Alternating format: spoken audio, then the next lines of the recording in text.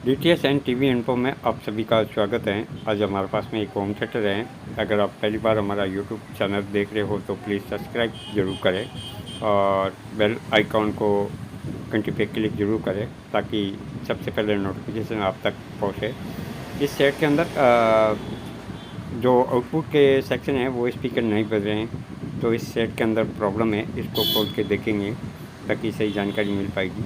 आप हमारे साथ बने रहे और वीडियो को पूरा देखें। एक बार इसको खोल लेता हूँ मैं।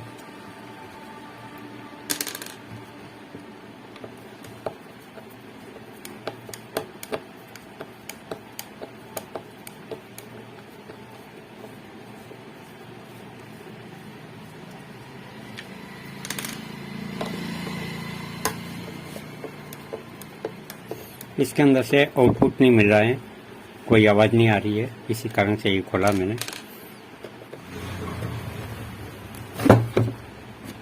इस सेट को खोला, बाहर निकला है। इसके अंदर क्या तकलीफ है,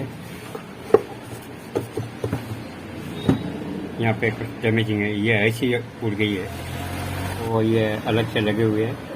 इसमें कितनी ऐसी गई है तभी पता लगेगा। एक बार खोल के देखेंगे। इसमें वो ऐसी फूक गई है, ये नहीं ख़राब हो गई है। इसको बाहर निकाल के दूसरी ऐसी लगेंगे, फिर बाद में चेक करेंगे कि क्या कंडीशन है इसकी।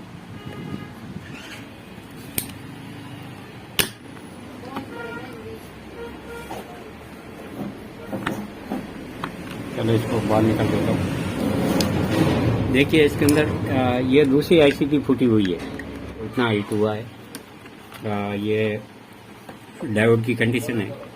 एक बार इसको खोल देता हूँ, पहले बाहर निकालता हूँ, फिर आपको बताता हूँ इसको क्या जानकारी है।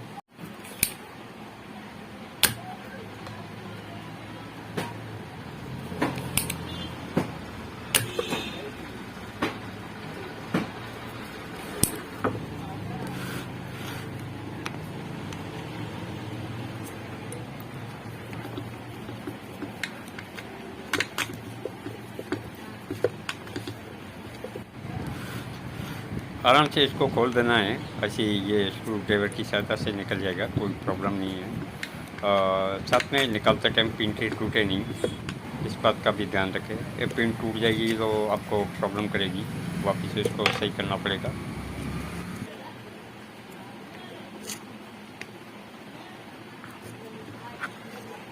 ये पूरी की पूरी ऐसी निकली है, ये ऐसी कंडीशन में है।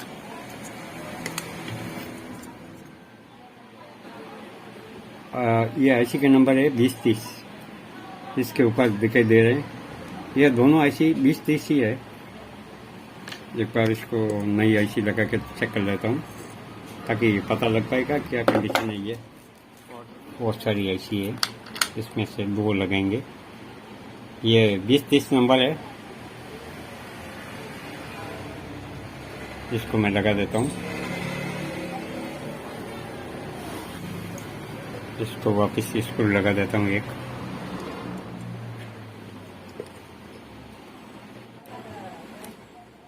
इसकी साउंड ये लगाने के बाद में आपको पता लग पाएगा। और एक वूफर का प्रॉब्लम है, वूफर में क्या तकलीफ हुई है उसको भी चेक करेंगे।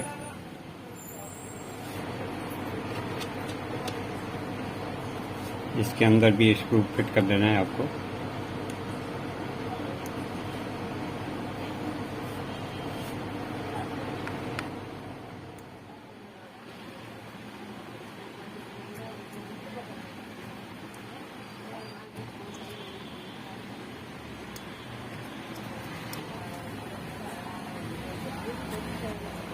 जैसा आपने खोला था वैसे ही आपको फिट करना है, कोई इजी काम है, कोई प्रॉब्लम नहीं है।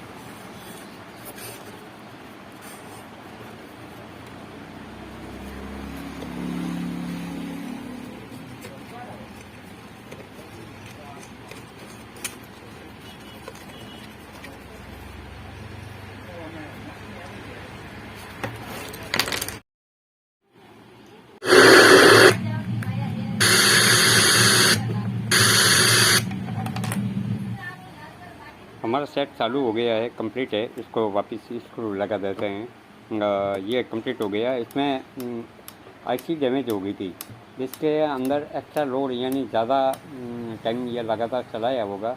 ये कोई स्पीकर के अंदर कोई फॉल्ट की वजह से ये आईसी उड़ती है, ज़्यादा हीट होने की वजह से ये गई है। इसी कारण है, दूसरा कोई कारण था नहीं।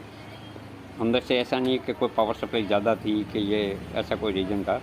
पावर सप्लाई सब कंप्लीट है, कोई तकलीफ़ नहीं है इसके अंदर। सेट का आईसी फूक गई थी। आपको भी अगर कोई ऐसी का ऐसा हो, पहले आपको चेकआउट करके फिर आपको चेंज कर लेना है। कोई ईजी बात है, ये नॉर्मल चीज़ें हैं। आप इतने टाइम आप हमारे साथ बने रहे, इसके लिए धन्यवाद। अगर आपने सब्सक्राइब नहीं किया हो तो प्लीज़ सब्सक्राइब ज़रूर करें और घंटी पे क्लिक ज़रूर करें।